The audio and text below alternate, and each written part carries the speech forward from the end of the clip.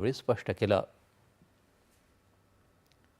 अमरावती इथले अखिल भारतीय गुरुदेव सेवा मंडळाचे सरचिटणीस जनार्दन पंथ बोथे यांना पद्मश्री 2026 पुरस्कार जाहीर झाला आहे।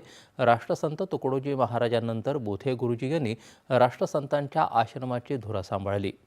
राष्ट्रसंतांचा विचार तळागाळात पोहोचवण्यात बोथे गुरुजींचं मोलाचं योगदान आहे।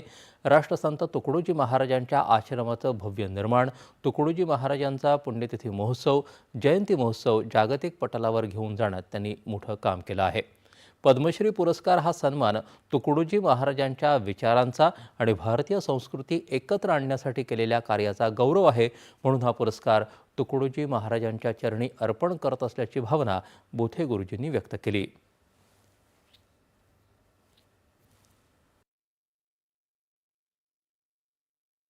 मला जे पद्मश्री पुरस्काराची घोषणा झाली याबद्दल मी एकच म्हणले की वंदनीय राष्ट्रसंत तुकडोजी महाराजांनी जे कार्य सुरू केलं अखिल भारतीय गुरुदेव सेवा मंडळाच्या मार्फत, त्यांचे हजारो प्रचारक आहेत, त्या प्रचारकांना तो पुरस्कार मी समर्पण करू इच्छितो आणि राष्ट्रसंत तुकडोजी महाराजांच्या चरणाशी मी तर मनोमन तो अर्पण केलेला आहे। कारण त्यांच्या स्फूर्तीने, त्यांच्या कार्याने, त्यांचं कार्य करता करताच मला हा पुरस्कार मिळाला आहे आणि म्हणून मी त्यांच्या चरणी अर्पण करतो।